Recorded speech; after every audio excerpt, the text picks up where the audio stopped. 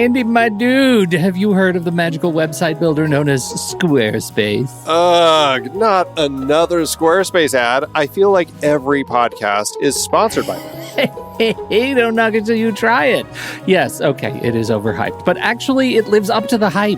Squarespace is like a website fairy godmother. With a click of a button, your site transforms into a beautiful masterpiece. A website fairy godmother? That sounds interesting. What makes it so magical? Well, for starters, those slick templates make anyone look like a professional web designer. Pick one, customize the colors and fonts to match your brand, and voila. Plus, the drag and drop fluid engine is so easy, your grandma could build a site on Squarespace. Well, she did knit me a lovely scarf last Christmas. Maybe website design is next. Exactly. And when you're ready to sell your Nana's handmade scarves online, Squarespace has built-in e-commerce. Add a store with one click. Get flexible payment options. Then watch those sales roll in. And when she wants to teach others her steezy scarf skills, Squarespace's new courses feature is just the ticket. Nana can set up her curriculum and enrollments and payments in a snap and become the next e-knitting influencer. Oh, wow, you really sold me with the grandma angle. Sign me up for that free trial. Just go to thenextreel.com/Squarespace and transform your site into a beautiful Squarespace masterpiece. Well, thanks, Pete. Even though it's overhyped, Squarespace actually sounds perfect for Nana's site's needs. Appreciate the warning on the ads, though. I'll brace myself next time I listen to a podcast. Anytime. Let me know if you need any help getting that site up and running.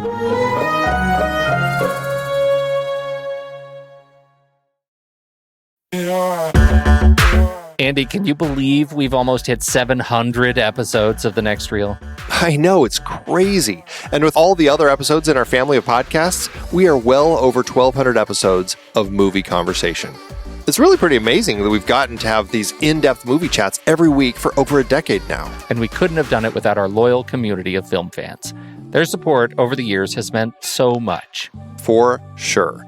That reminds me, we should give the merch store a shout out. Buying shirts from thenextreel.com/merch is a great way listeners can continue to support the show. Plus, they get to sport our great designs. Absolutely. I think sometimes folks forget we have a variety of shirts, mugs, phone cases, and more available. In fact, a great place to start is with a shirt sporting the Next Reel's logo. We also have that classic Fast Times Spicoli Surf School tee, or the weirdly popular Rusty's European Tour shirt. The one from National Lampoon's European Vacation. Why is that so popular? Search me, but we have sold a ridiculous number of those. I guess there are a lot of Rustys taking trips to Europe? We're always adding new designs based on movies we've covered, like our brand new design for a streetcar named Desire, featuring a streetcar named Desire. So if you want to rep your love of TNR and films, head to thenextreel.com/merch. Every purchase helps us continue to have these weekly in-depth conversations. So visit thenextreel.com/merch today. And as always, thanks for listening and being a part of the Next Reel community. We've got lots more great movie chats coming your way.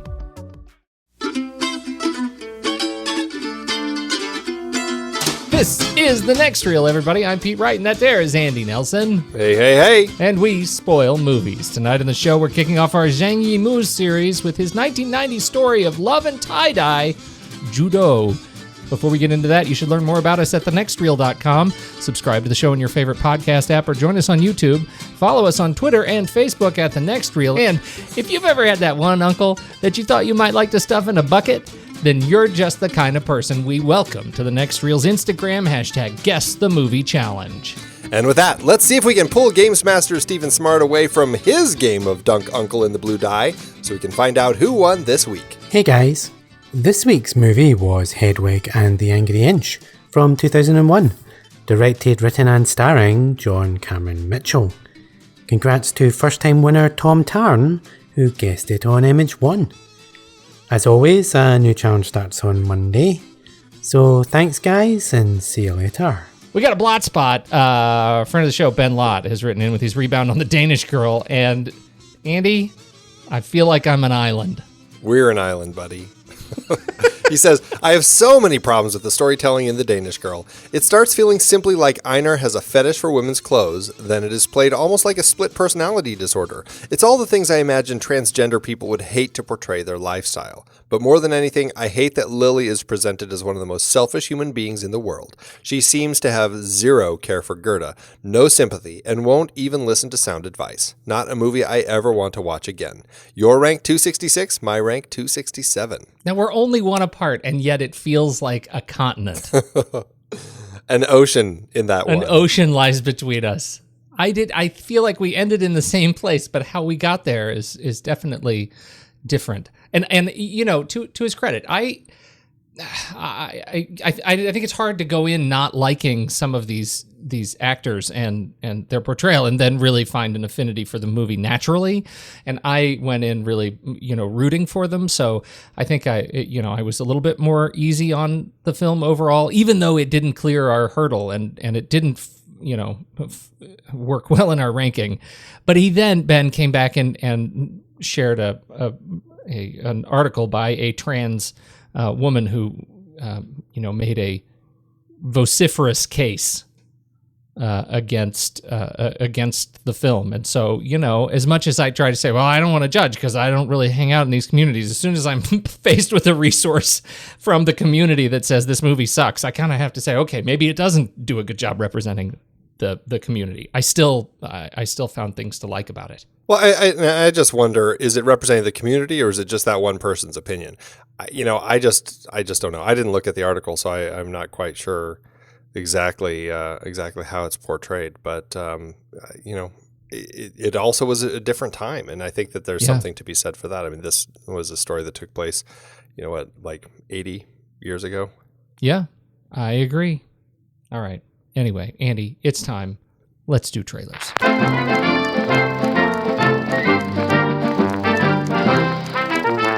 My trailer this week is for an animated film that's actually nominated for an Oscar this year. It's called My Life as a Zucchini. It's a Swiss film, and it's got this really it's a stop motion animation film, and it's just got this really just kind of adorable design. Everything looks kind of quirky and fun, and I think what instantly sold me on this film is just looking at the character design for all these different characters. It looks like something that like I would have drawn as a kid, like the way that the color, the just body parts might be different colors, like their nose might be a certain color or whatever. It doesn't really make any sense, but it felt very childlike, and that really kind of brought me back to my youth when I watched this trailer.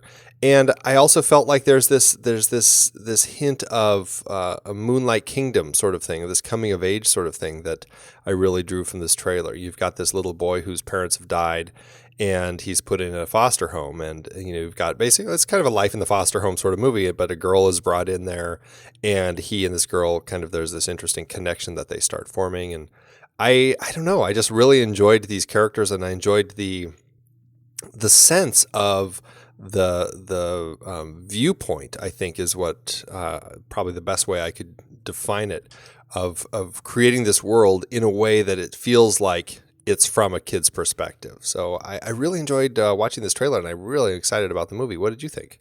I was entranced by it. I thought it was beautiful. And to your point, you first see the characters and they really do look like they've just been scrapped out of kind of remains on the Play-Doh table. And then you look at their eyes and the way their eyes move.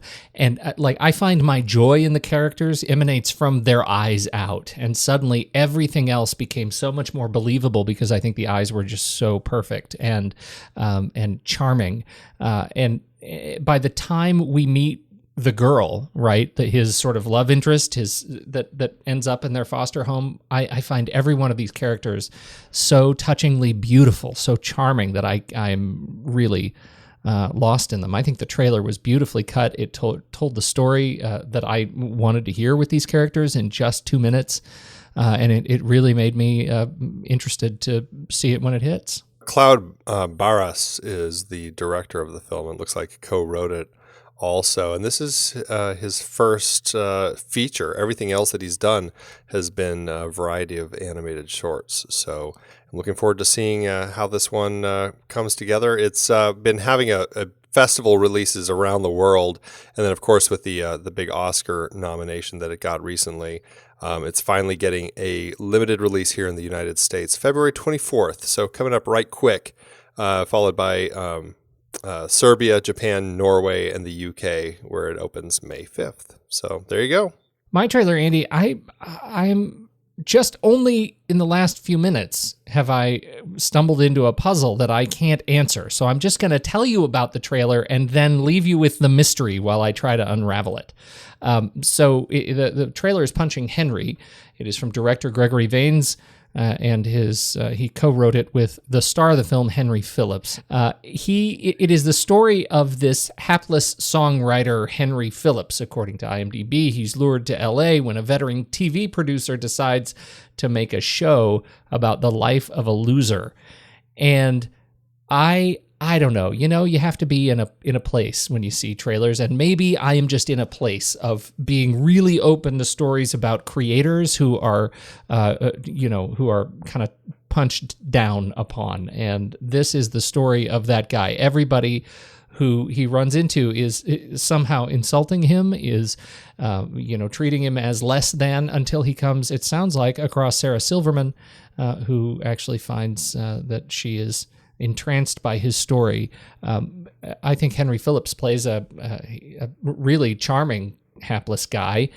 His jokes aren't that funny, and that makes the story itself that much more heartwarming. Also stars Tig Notaro, J.K. Simmons, Mark Cohen, Eileen Ratner, Mike Judge, Jim Jeffries, and the cast looks great. The mystery is that Gregory Vaines also did a film called Punching the Clown in 2009, winner of the Audience Award at the Slamdance Film Festival, a realistic comedy that tells the story of Henry Phillips, a hapless modern-day troubadour who grinds his way through It is. I don't know if it's a prequel. I don't know if it's somehow related. It sounds like another Henry Phillips who plays a different kind of music and now is dealing with the same story. I mean, he goes to L.A., he's trying to shake things up in his life and look for luck in new places, and it's a very strange mystery. I don't know what the relationship of these movies is. I don't know. How did the trailer hit you? Yeah, I loved it. I loved watching the trailer. I love these characters in it. I mean, Sarah Silverman, I'm always hesitant with. But every now and then she pops up in something that I'm okay with, and this was one of those things. Plus, it's got J.K. Simmons, and Tig Notaro is just, I think, one of the funniest women out there right now. Her stand-up comedy, it just kills me. Just the whole sense of it, I really enjoy, and I'm curious to see. I'm just curious to see kind of how this movie unfolds. And like you, I started looking at this whole mystery of Punching the Clown. Mainly because this one, it's titled Punching Henry, and then it says original title and Punching the Clown. Punching the Clown, right. So it's like, did they just get more money and remake their movie? The original movie is, I mean, it's like the original movie's an hour 31 minutes. This movie's an hour and 38. What's going on? I don't know. It's weird. It makes me want to see them both. This one I'm going to have to wait for, although it has been floating around for some time. It opened at South by Southwest, March 13th, 2016, and San Diego Film Festival, September 30th, 2016. It looks like it's hitting digital and some limited release on February 21st. Excellent. You remember, Andy? I watched you through that hole in the wall. She was a wife, a lover, an erotic mystery who awakened the cruelty of an old man's desires.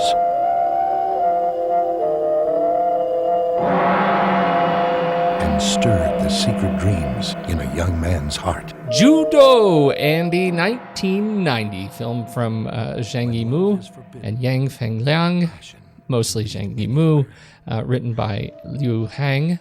Stars Gong Li, longtime collaborator after this film, in the title role.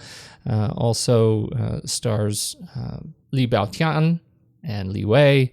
And it's a pretty small cast. The whole thing really sort of just revolves around this set of characters.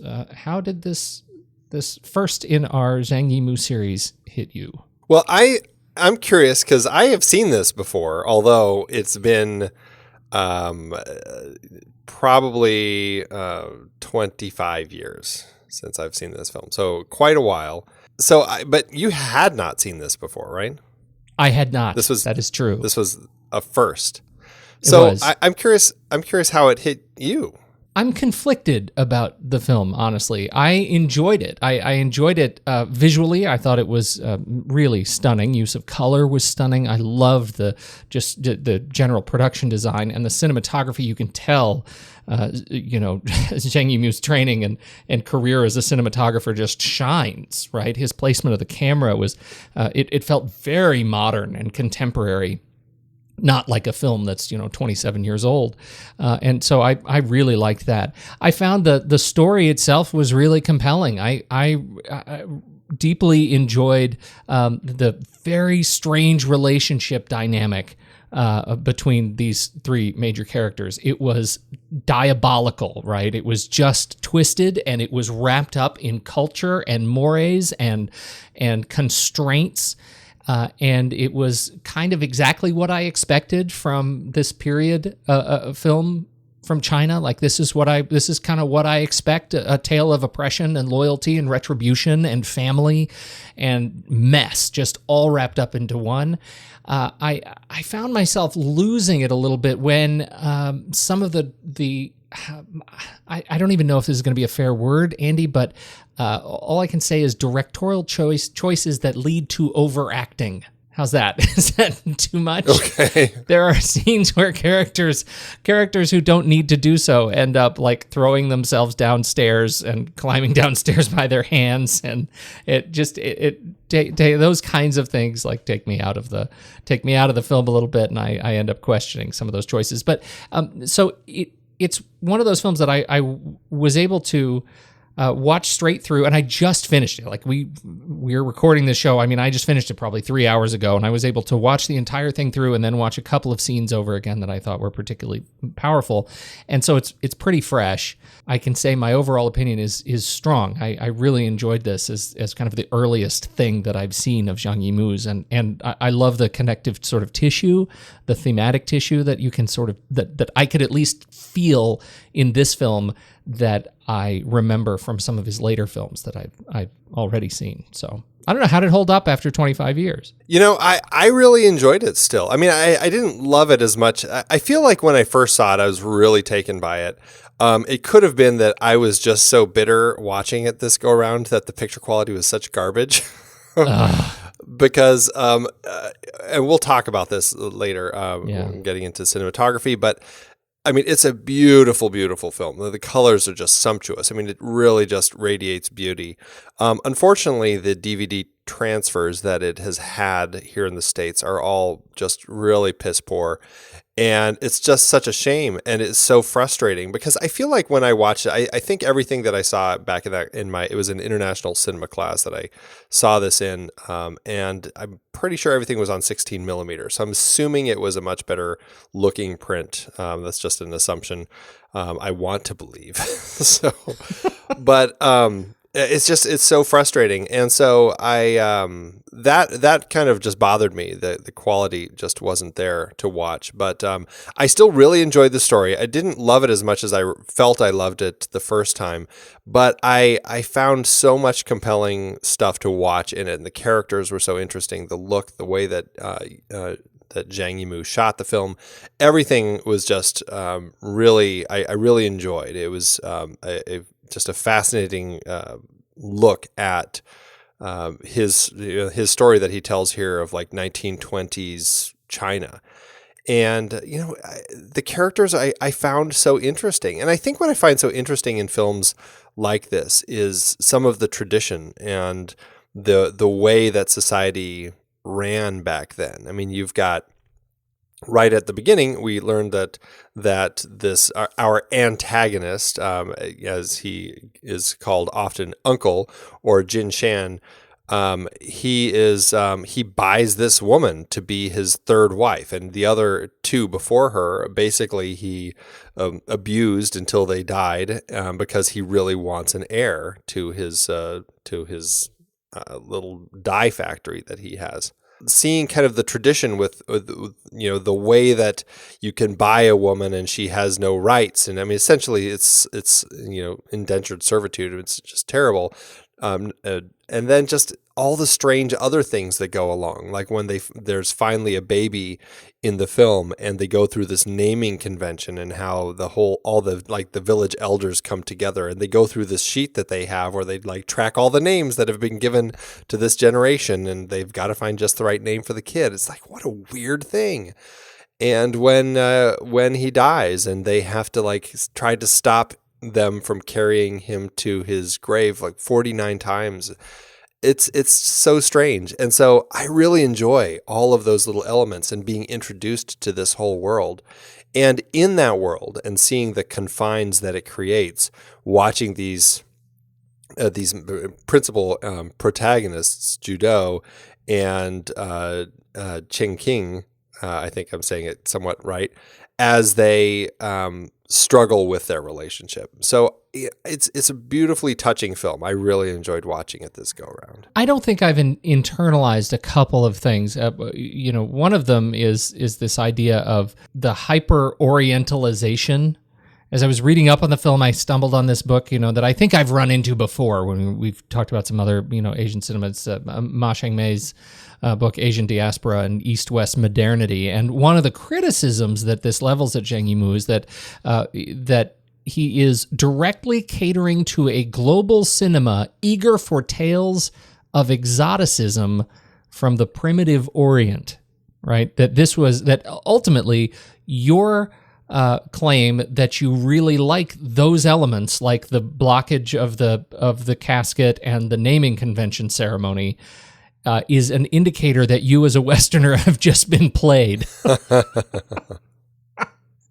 So I don't know what to make of that. Like, it's a historical feature, so I'm trying to figure out in my head, I'm trying to sort of rationalize, why is that a criticism of Zhang Yimou making a period film in China by a Chinese scholar? Yeah, it's strange. It's like saying, Westerners only like samurai films because of that exotic, primitive nature. I don't know. I think it's kind of silly. I mean, you could say the same thing about watching films about King Arthur or Vikings or here. Anything. I mean, the Old West. Typically, the West. Yeah, absolutely. Why did we like 3:10 to Yuma or The Magnificent Seven or whatever? It feels like are we exporting a hyper westernization, a view of the West to a global appetite for the exotic American West? But see, that's the thing. It's like, if it sells, if people are interested in it, what's wrong with that? It's, you're telling a story in a particular time. Why should there be anything wrong with doing that and catering, putting your story in a world? I mean, it's no different than doing a steampunk story or a dinosaur story or a sci-fi story. Okay, so maybe can you look at the same thing in a film like City of God, which is obviously it's only it's fairly modern, a contemporary film, but could you take a film? Is the criticism that you could tell this same story in the same place without these specific elements that are hyper-orientalized, right? You could take out the ceremony about the 49, blocking the processional 49 times. You could take out the naming ceremony that is particularly exquisitely Oriental, and I'm saying that in big air quotes, right? The stereotype, and could you tell the same story, and would it detract from Judo as a cinematic experience? That's my sense of the criticism that is levied by Ma here, and I just found it really interesting that I don't know. I haven't really internalized that on this film yet. I guess my sense of it is, when a filmmaker is telling a story, I mean, they want to draw details from the period into the story to give their tale more depth and to weave more layers into it. And I don't know. I kind of think that it's a bunk theory if a filmmaker is going to do that. And I mean, I don't know. I guess I don't see why they would have to limit themselves to not depicting some of that stuff. I mean, it's really interesting stuff, and I don't know why a filmmaker would have to limit what they can depict of a culture for fear that all of a sudden, now we're just exoticizing these elements of our culture to draw more people to it. I don't know. It seems kind of silly to me. I just like the details. I mean, I think it's fascinating details that I didn't know. And I think that other people could find, weird U.S. customs just as fascinating. It's just, or customs from, people down the block, or, people who, do something, practice a different religion or something. Well, there you go. I mean, it's broad cultural strokes that I think is more of a criticism, and not, like, hey, let's go to Andy's house and make fun of how he eats. But don't worry. You do that all the time, though. We're going to come back to this because Ma has some equally interesting critiques of Raise the Red Lantern, which we're going to be talking about next week. So we are talking about that next week, right? Did I just lie? Yes. Okay. No, you're right. So it is a really interesting thing, and it's a thing that I find myself increasingly observant of. Like, are we making the right case here? A case for history, or a case for satisfying a market appetite at the expense of potential sort of authenticity to the culture? I don't know, but I found it a really interesting thing. It's going to be an interesting thing to continue talking about as we continue looking at Yimou's career and looking at some of the choices that he's made as he's gone forward, whether it's the wuxia and kind of that crouching tiger sort of sword fighting sort of stuff, or the Great Wall and what he's doing there. So it'll be interesting to see. Not to lob a spoiler, but if that critique can be levied at Judo, my goodness, what can you say about it in The Wall? I mean, you want to talk about hyper-orientalization. The trailer itself is a hyper-orientalized catering, example of catering to global cinema, eager for tales of exoticism from the primitive Orient. That's what the movie is about. It's practically its IMDb description. Anyway, let's talk about these characters, though. I think you have a good point about these three characters and their relationship to the story. Yeah, you've got these three really interesting characters. Judo is the wife that is purchased by Jin Shan, who owns this dye factory, and his nephew Chang King. I know I'm just going to be saying all these names wrong this whole series.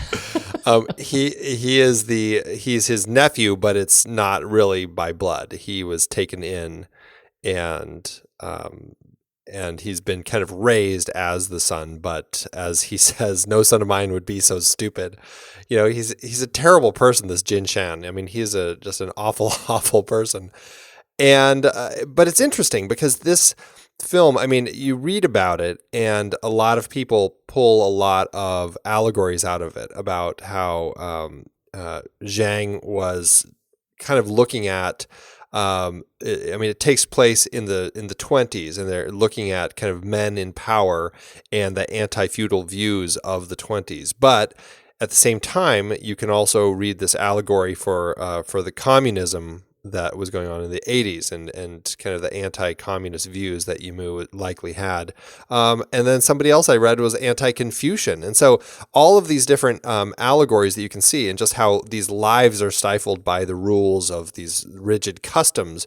And you get this really incredible sense of oppression. I mean, certainly from Judo herself, being a woman in this society and having to be sold. So, I'm sure is like she's probably from a poor farm family who needed the money, and they sell her to this guy to get some money. And that's kind of her lot in life. And the way that she kind of plays with her power that she kind of finally draws, I thought was really interesting. But just speaking to the oppression, then you also have the uncle and the nephew, who also are kind of stuck in this oppressive society. I mean, the nephew is so oppressed that, I mean, he has plenty of times to even kill his uncle, like throw him off a cliff, or leave him somewhere, or and he keeps deciding to save his uncle, and he keeps sticking with things because he's just kind of so passive about it and afraid to step out of the norm. And then, of course, the uncle, who is just, I mean, he's just kind of built into this system. So I guess his oppression, he's willingly gone along with it and is just now a part of the system. So interesting trio. I think it really is, and to me, any story of oppression ends up being kind of a story of retribution or vengeance for that oppression in some way, and I think the uncle, or uncle, he is the way he acts out is almost in direct response to his inability to do the thing that a man is supposed to do, and that is to breed a son. Right? It turns out he's impotent, and he can't do the one thing that he really needs to do, and so he's his story in this film is just about the fall of the stereotype of man, and at the same time, you look at the way the nephew behaves toward him, and how their stories sort of the demand curve crosses halfway through the film, and it becomes a story of the nephew getting in a sense vengeance. Like I found myself kind of wondering, why is he keeping him alive? What is the story that he wants to, the narrative that he needs to play out, and that he needs Uncle to watch? I found that a sort of a puzzling thing in a very good way. Like, I wanted to see more of that. I wanted to learn what he needed to, what demons he was trying to exorcise in how he was treating Uncle. Yeah, it was very interesting watching this decision that he had time after time to kind of keep saving his uncle. He, after his spill, when Uncle is coming back from selling silk, and he finds him on the side of the road, and he's like had a stroke, and he's got this opportunity to kind of drop him off a cliff, but he doesn't. And then he's in this wheelchair, or this kind of barrel wheelchair. And it's like there are always these opportunities to kind of leave him. And it's really kind of by pure accident that Uncle ends up falling because of the sun into this vat of dye and drowning. And it's but even then, it's like they're still not freed by him. It's an interesting way that the story unfolds, and that's something I really loved about the screenplay, was how I never knew where it was going. I totally was surprised that the reveal of the fact that Judo and the nephew are having this affair is revealed as the midpoint of the film. That feels like an Act 3, yeah. Yeah, it totally feels like that's going to be part of the climax. And even then, you get the uncle dying essentially as the leading us into the third act, and then really it's everything dealing with the son as we get to the end there. And so it was really interesting. I loved the script. It was always surprising. That you didn't know it's really Star Wars. It's the prequel, right? It's a story of Anakin, pretty much. Can they find Anakin? Turns out he's already Darth Vader, and he's 10 years old. The thing that I think is most interesting about that transition is that, once you realize that the secret is out and that it comes so early, the entire story, the frame of the entire story changed for me, and it became not the story about oppression and the secrets, but the story of family and loyalty, and the film as a commentary on the things that we do in service of loyalty to an ideology, right? In this case, it's to family, but it is also so the price we pay for the ideologies we serve. And I thought that was really interesting, and ended up for me kind of starting to justify the choices that nephew and in fact Judo also make. And we can't underscore enough Judo's role in as an agent of vengeance, right? She is not an idle participant here. She takes a very sort of active and enraged role in her own sort of advocacy against Uncle. And really, it's only because of the nephew's the persistence to stop her that she doesn't really follow through. But she seems ready to follow. I mean, she's got the arsenic and she's like ready to kill him. You know, she wants it out. She wants him out of the way. And it's interesting how tortured they are. And what really struck me is how it almost is even worse after the uncle dies. When they kind of say, well, you can't live with your aunt anymore because that's just weird. And they kind of force him out. And so now the two of them don't even get to be under the same roof. They have to go kind of sneak off and meet way out in some little, hole in the ground so they could, continue their tryst. It's just tragic how the period that they're in just restricts so much about them, and this fear of being discovered and this fear of gossip and all of that really kind of leads to this this secret relationship, which only fuels the son's fire, really. And because the son, it's an interesting character. I never really understand if the son fully understands that this is his mom and dad, and he's just angry at them, or if he really thinks that he was Uncle's son and that his brother and mother are having this affair, and he's just really upset about the whole thing and wants to end them. I never quite get it, but he's such a frightening character. Yeah, oh God, he's so creepy. Is that a weakness in the film for you? No, not at all. I love the opportunity that it's not spelled out, and I get to kind of think about that, and I get to kind of play around with what does that mean, and what is going through this quiet son's head, I mean, because he does call Uncle, he does call him Daddy, and that's he finally speaks, and that's what he says, and so I it's almost like, if he does understand it, it's almost like he willingly goes along with it. And that's something that I read about in, I think it was actually Ebert, who was talking about some of these allegorical reads that you can get from this film, and how if Uncle is kind of representative of kind of the communist China and the Maoist China, that the son is kind of the silent Red Guard. And they just kind of doing whatever his father says. So it's an interesting way to read it. I don't know if I see it that way, but at the same time, I'm like, it's an interesting way to depict it, because the son just kind of willingly kind of goes along with everything that his dad says. But even then, there's just this kind of this level of danger with him. Like, Uncle falls into the dye, and he just stands there and laughs and. I mean, I know he's creepy. Really young and doesn't understand what's going on, but still. Yeah, it's weird. Super creepy, super weird. I question, and I, that's the thing that I'm muscling through too, is this, you can't really win with him. Like, who is he defending? Whose ideology is he defending, right? The uncle dies, and we know that he was coming as some sort of a defense mechanism for his uncle. He had this kind of relationship with his uncle. The uncle is gone now, so now who is he defending? Is he defending the mom, the honor of the mom, the integrity of the mom, or is he still defending the integrity of the red state, of the uncle? You know what I mean? Like, I struggle with that a little bit, to figure out what is his role in, protecting the identity of whatever it is that he's protecting. Yeah. So I don't know that there's an answer, but man, he's creepy. He's so creepy.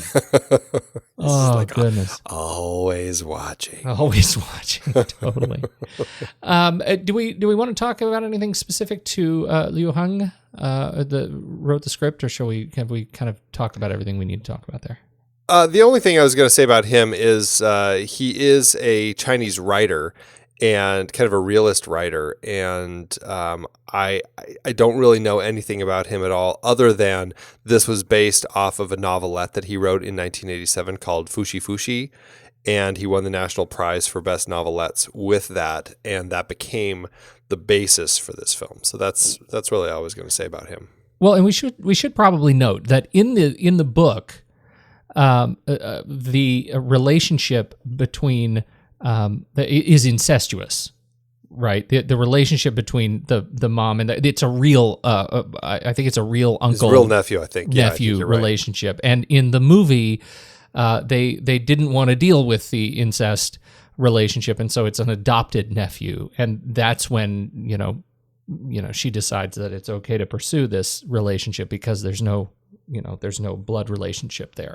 And so I don't know how much of a difference that makes, but it's an interesting choice because the movie's already weird enough as it is.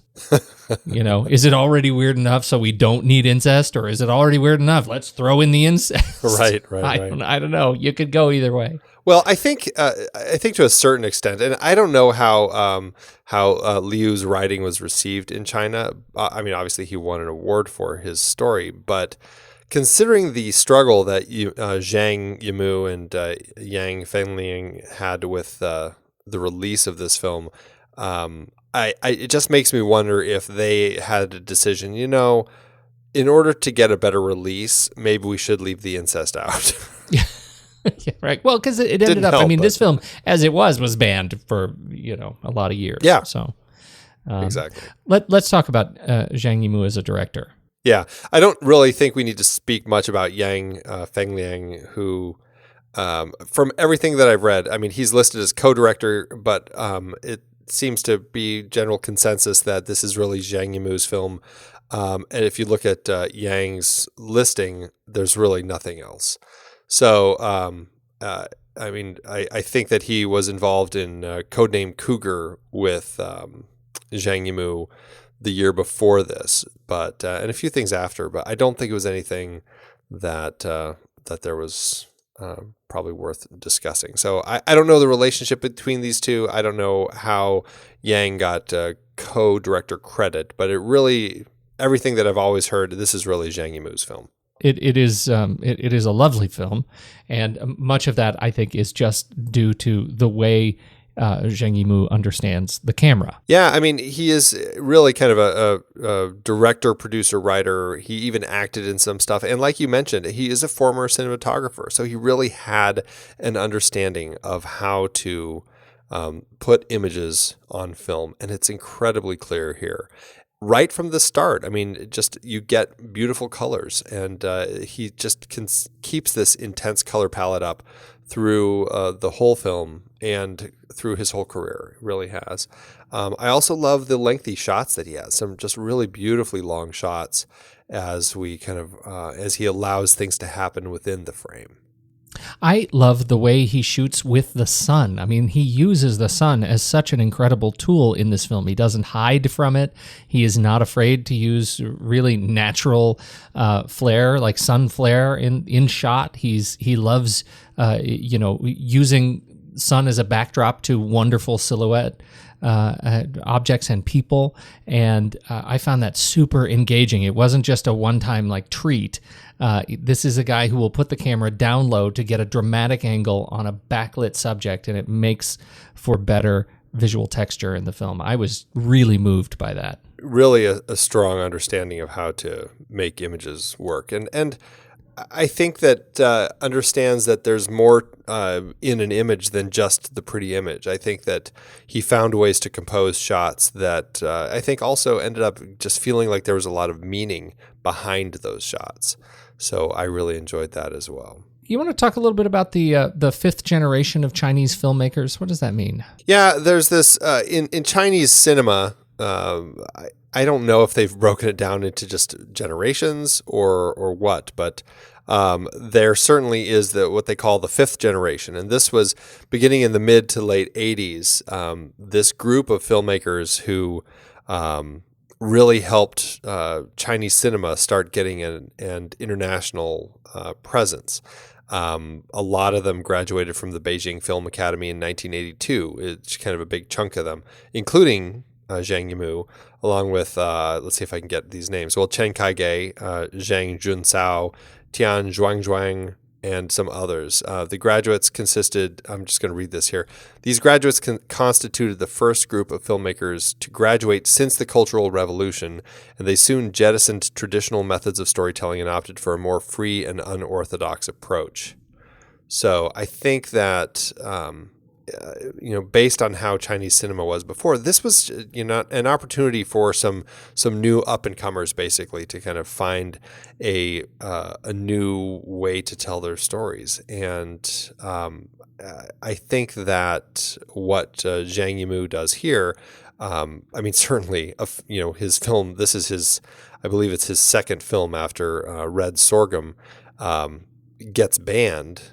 And I think that speaks to what people in China were expecting at the time out of their films, and kind of how these guys were pushing those limits.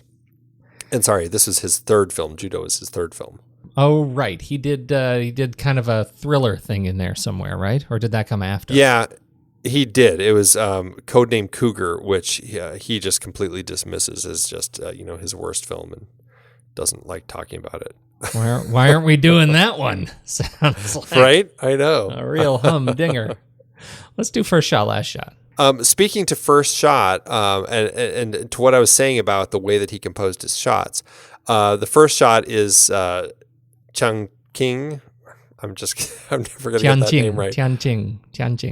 Jianqing, walking his horse across a vast field of just yellow wheat below these beautiful blue mountains. But it's not just like this open, Old West shot of the hero coming into town. This is a very confined shot, and I love the way he shoots it. It's a very long lens. He does a lot of long lens photography in landscapes to really compress everything. So nephew, I'm just going to call him, is really kind of compressed in this landscape. And it's this beautiful landscape with these beautiful yellow and blue colors, but there's nothing open about it. You don't really get outside of the mountains. You don't get outside of it. And it's just like he's squeezed in it. So that's our first shot. And the last shot might as well have been Firestarter. It was great. It's a freeze frame on this fire that Judo has set. She's burning the silk mill, the dye factory down, along with herself in it, and Tianqing and Tianbai. We assume as the score kicks in, and it is a traditional children's song. The children singing the song, and it is also a bit of an homage to a song that we heard the kids singing in the village a little while prior to this. So we assume that this is the ultimate end as we see her. The way they do the last few shots, this final sequence of fire, we have her sort of being transposed in and out of the flames right before we hit that still frame and the credits roll. It's really grim. Yeah, it's a brutal way to end it. That's it. We're out. So it's I like the way that we kick it off. It already feels like this is a beautiful society, but it's also a very confining society. I like that kind of read on it. And thematically, I guess it leads to the destruction of these characters and demise. And these two characters have kind of tried to find their own way out of this society, and it's led to basically, I guess, a passionate relationship that has taken them to hell. So... Yes, I agree with that. Yeah, it is. It's the ultimate payoff, right? It's like we tried to pay dues to the ideology. We tried to. I mean, it ends up, I think, also being something of a statement of the again, the Cultural Revolution, right? It's like we're a part of this. We're not really crazy about it, and ultimately, trying to do this thing you're doing is going to end in misery, one way or the other. Yeah. And so it's pretty grim. It is. Yes, it is. The cast is, as we said in the beginning, it's a small cast. We don't know who did the casting.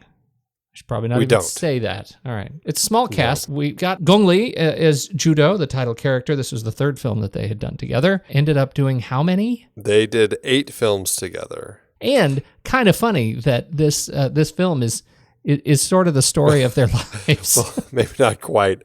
But yeah, they did end up getting romantically involved later. But I mean, they were involved. They did 8 films together. This was their third. So her first leading role was actually in Red Sorghum, which he did a few years before this one. And then she was also in Codename Cougar. She was in this. She was in Raise the Red Lantern, which we'll be talking about next week. The story of Kyuju. Was she in To Live? I can't remember. I know she was in Shanghai Triad. Shanghai Triad is when they developed a romantic relationship, which ended during Shanghai Triad. And I don't know if that kind of put a kibosh on them hanging out and working together or what, but they didn't come back and do anything else until 2006's Curse of the Golden Flower. So, but she's still a busy little bee. I mean, she's just, what was that movie that she just did last year that I wanted to see because it just looks crazy? It's The Monkey King 2. That's what it is. Oh, that's right. Yeah, I think we talked about that trailer even. Yeah. Because it just looks jeez. bonkers. Yeah. Yeah. She was, she was delightful in the film. I thought we've already talked about just kind of the sensitivity that she brings to the role, but also the spirit of vengeance. And I think she carries the weight of a really weighty role. In a story that I think is about a woman in this society where she's really oppressed.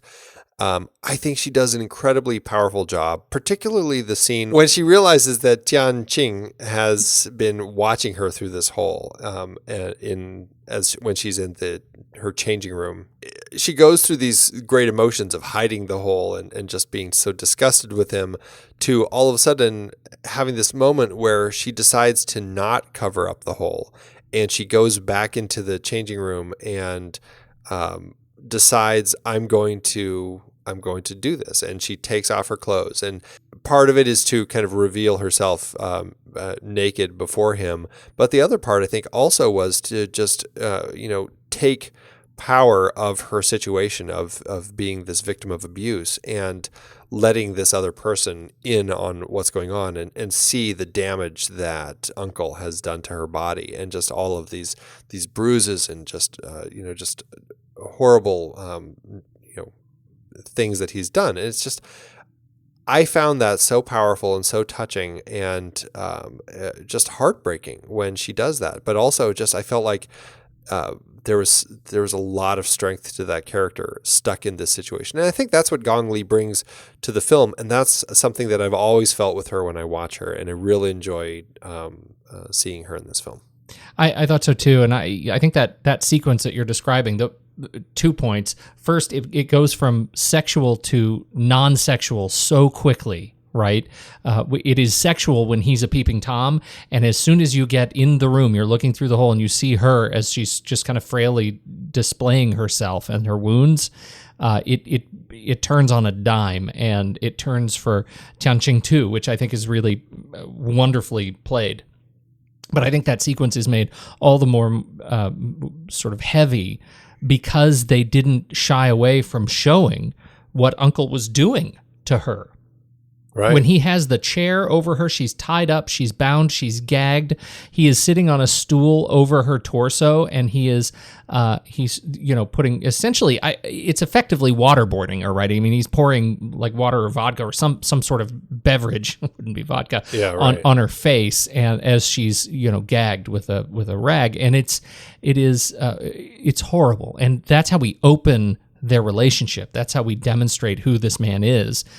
So that when we actually see the wounds, it's heavy. Yeah, it really is. It really just breaks your heart, and it puts you as the audience into an interesting place when later, when Jin Shan is crippled and in his little wheelchair, and they are kind of torturing him, and moments like when they have this, his Jin Shan's bedroom is upstairs, and the only way to get him up is they now have rigged a pulley system, and so Tian Qing will put him in this rope and pull him all the way up to the top floor. Well, what he does when Uncle pisses them off is he basically lifts him up halfway and then ties the rope off and leaves him hanging there. That is so horrible. So, but he's done such bad things, and it makes me as an audience member go, yeah, he deserves it. Oh, but now I'm just as bad as he is, and it's puts you in a really interesting place. The film is full of those kinds of things. Not to get us too sidetracked there, but the other sequence that I found really horrible was one of just sort of social torture when they're all at the birthday party, at the 3-year-old birthday party of Qianbai, and they're all laughing at Tianqing for not having that he wants a wife, and his uncle he'll have to make a lot of money and maybe buy one prettier than Judo, and that strikes me as it's incredibly insensitive sequence, and almost as sort of gruesome socially as some of the other stuff that they portray that's actually gruesome in the way they treat one another. I thought it was ugh. Yeah, interesting. It's a cultural thing. It was very interesting. Right. So you want to talk about Li Wei as Jin Chan, Uncle? Yeah, I don't know much about these actors other than this film. Li Wei, I mean, he had been acting, it looks like, at least according to IMDb, I'm guessing because he's a Chinese actor that this is probably thin, but it looks like he'd been acting since the 40s, and it looks like this was his last film. I guess he retired and then ended up passing away in 2005. But boy, does he play the baddie well. Oh, yeah, he's terrible. He's also a terrible. He'd be a terrible boss, across cultures, right? I mean, he comes off as kind of a cross cultural monopoly guy, right? The 1920s, Roaring '20s businessman, fleecing the poor in order to get a shiny gold monocle. That's who I feel like this would be if you took him out of his village where he runs his little dye shop and put him in, New York. He would move right across. Totally, he's totally that guy. Do you want to go in? Do you have anything to say about Li Baotian or Zheng Jian? The only other thing I was going to say about Li Baotian is that he is in Shanghai Triad, another film where he reunites with Gong Li. And so I've never seen that one. There are a number of Zhang Yimou films that I have missed, but it does make me want to kind of go back and see that one now. It was. We talked about it. It was banned for a long time. Yeah, I think a lot of it was this. I think the people in China, the authorities, did not like the allegorical nature of this, and that it seemed that Zhang Yimou was saying, hey, these rigid customs that we have are bad. And so, not to mention the fact that there was probably more brazen sexuality in this film than they had been used to at the time. And even just some of the ways that he portrayed that, when they first start having their sexual encounter, and they knock that stick that's holding the kind of the wheel, and you get that really incredible shot of that huge, these bolts of cloth are so long, and you get it just unspooling, and it's kind of like lumping onto the ground like this kind of fleshy red flower. It's just like, it said a lot. It kind of says a lot. And so, I can see why maybe, a country that was not used to this sort of filmmaking might say, you know what, we don't want this to be shown here. That is brazen cloth. Yes, it was. Yes, it was. Oh, my. Cinematography. This is a thing of note, right? How they actually shot this film. This is a thing to note that makes this film more special. Absolutely. Yeah, Gu Changwei and Yang Lun were the two cinematographers credited for this film. They shot this film in 3-strip Technicolor, and that is what is so amazing about this production. According to Roger Ebert, when the Technicolor company abandoned its the 3-strip Technicolor process, and what they did is they had 3 factories. They closed 2 of them down, and apparently the 3rd factory they packed up and sold it to China. And I don't know what it was that gave Zhang Yimou the idea to, hey, shoot this in 3-strip Technicolor, but he did. And when you see these bolts of cloth and the powerful strength of the colors that he uses, the reds, the blues, the yellows, everything is just so intense. You can only imagine how gorgeous this film must look on like a beautiful print of it. Unfortunately, it just has never been given the treatment. I mean, geez, if there's ever a film that needs a nice Criterion remastering, it's this one. Gotta wonder why that hasn't happened yet. I know. I mean, I thought with the success of some of Zhang Yimou's later films that they would start pushing some of these older films back out through some of these specialty companies. And I mean, the company that has released the DVDs has just done a terrible job, like I said. I mean, it's not even in a regular aspect ratio. It's just like the 4:3 pan and scan version. So it's hard to find. At least it was hard to find. I just got word that my library copy arrived today. So that's good.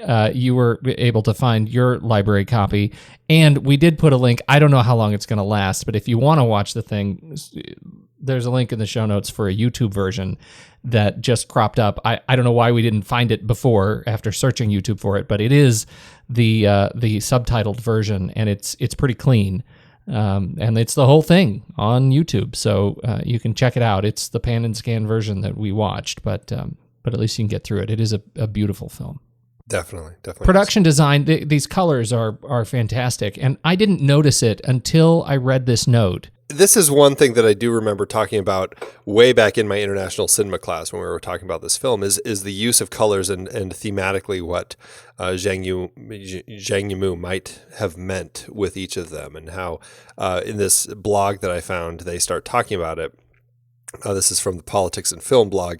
The vibrant deep red for lust and passion or blood and death, the bright yellow for moments of realization and stark insight, and the soothing blue for those of stillness and compromise. When the film starts and she's brought to this place as nephew comes home, everything is in yellows, and that's when he kind of first meets her and everything, before everything starts turning red. And then when Uncle dies, everything's kind of turning blue, and they change throughout the film. And then when we get to the ending, it's back to these reds, and then of course everything goes up in flame. It's really interesting the way that they kind of play with the colors as ways to kind of symbolize what might be happening in here.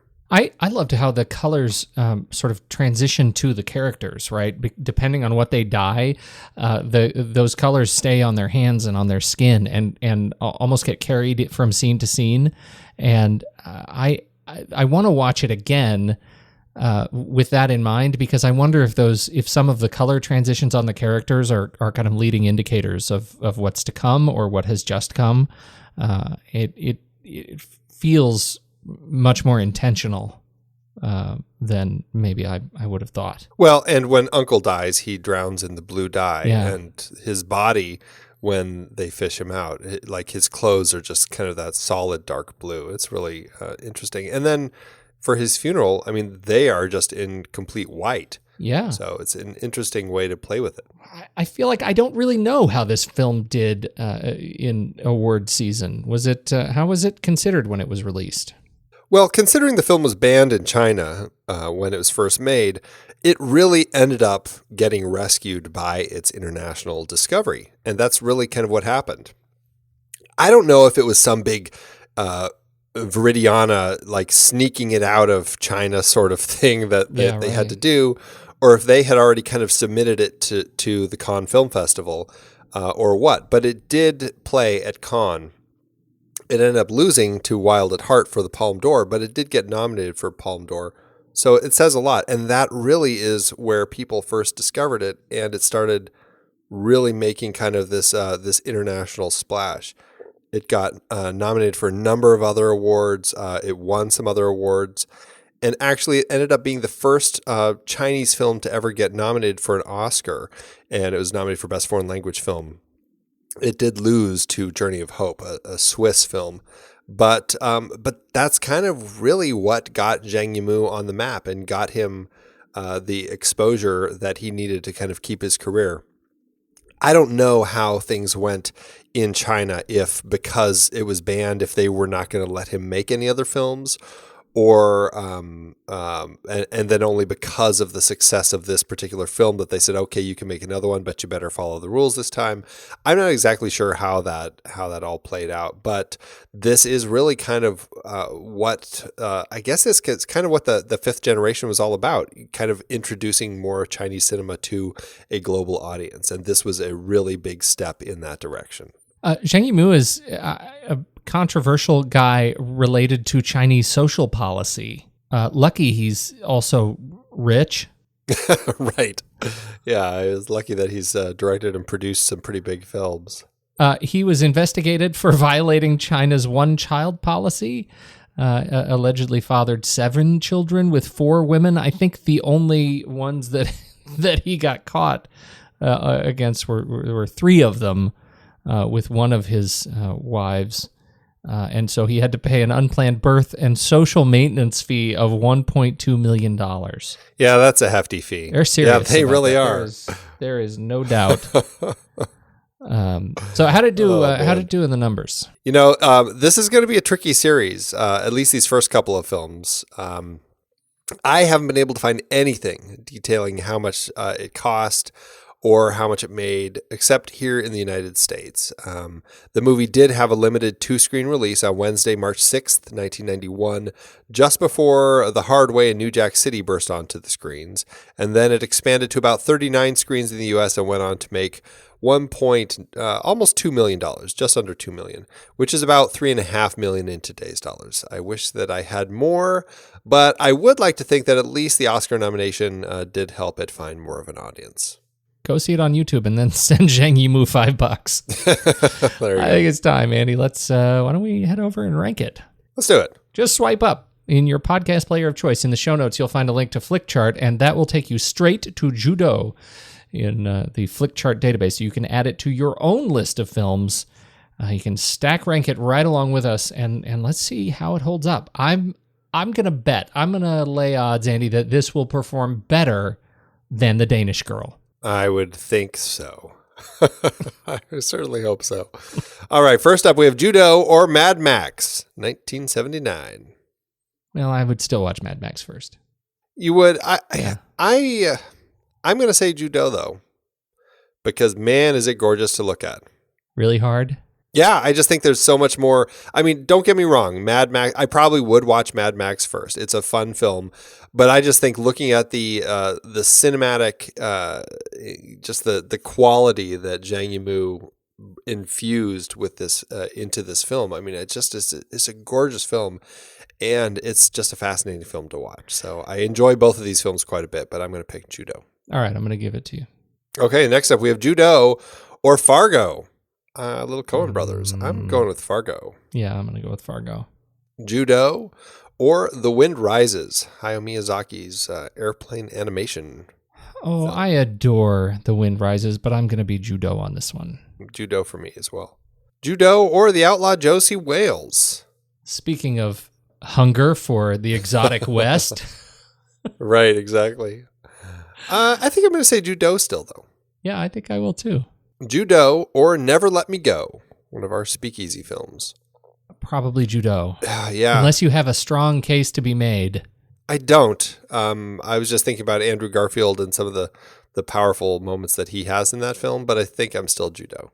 Yeah. All right, Judo or The Hurt Locker. Oh, man. I'd probably say The Hurt Locker, but I'll feel really bad about it.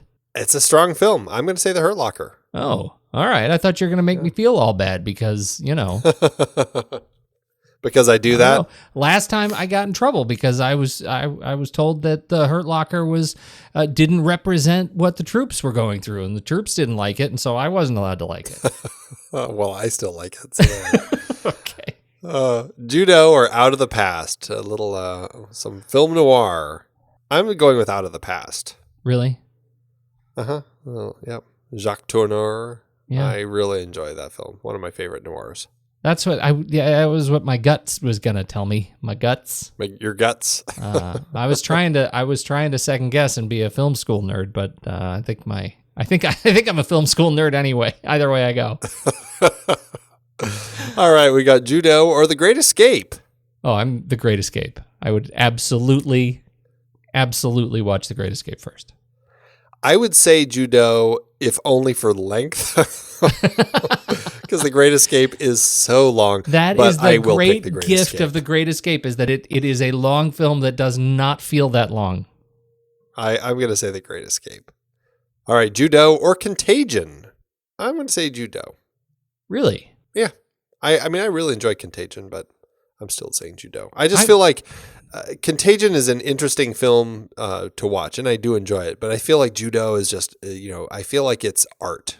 I feel guilty about that because, we did these disease films, and it felt like Contagion was the one that rose to the top because it turns out my memory of disease films is pretty crappy because it all lands in that stupid helicopter scene in Outbreak.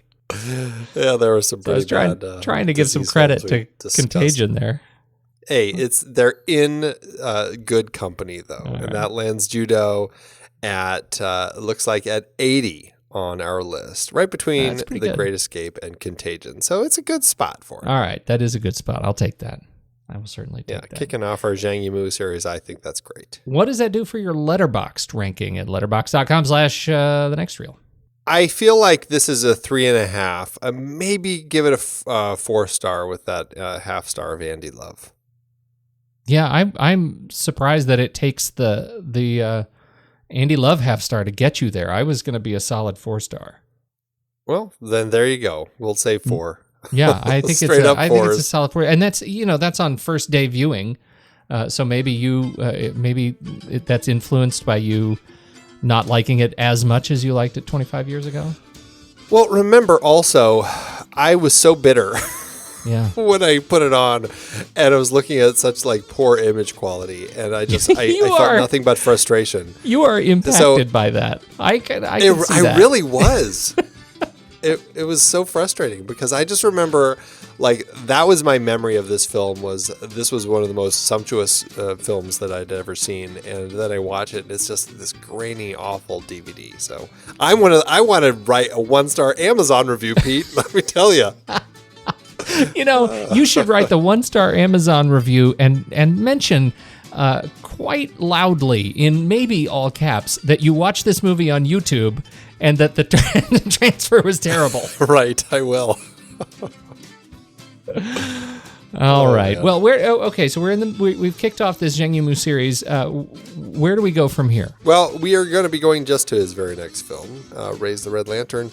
It's kind of this unofficial trilogy that we're not fully talking about. Red Sorghum, this, and Raise the Red Lantern.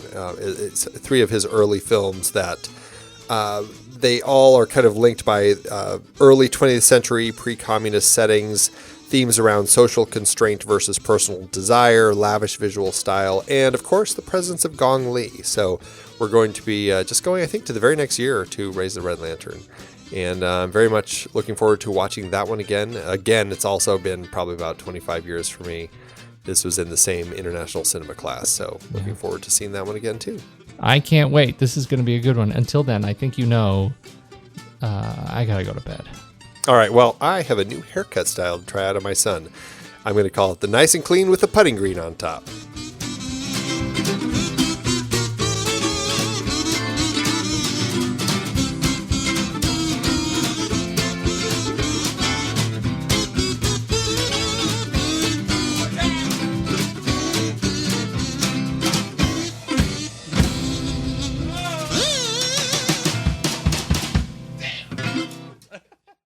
Amazon giveth, Andy.